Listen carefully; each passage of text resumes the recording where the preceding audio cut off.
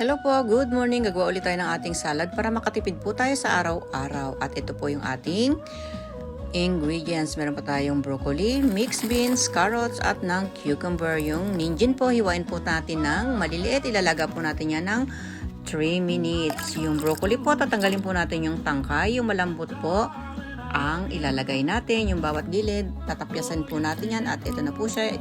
Isabay na rin po natin sa paglaga at hiwain po natin yung broccoli maliliit. Ibabad po natin sa malamig na tubig. At ito na rin po. Luto na rin po yung ninjin. Ima-microwave po natin yung mixed beans ng 2 minutes. At ayan.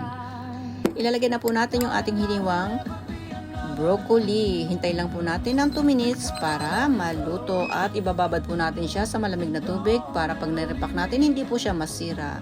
At ayan. Tatagalin po natin yan. Yung tubig niya mamaya. At ito po yung cucumber, hiwain po natin at iriripak na po natin ang ating salad. At ito po, nakakatipid na naman po tayo sa ating salad na ginawa.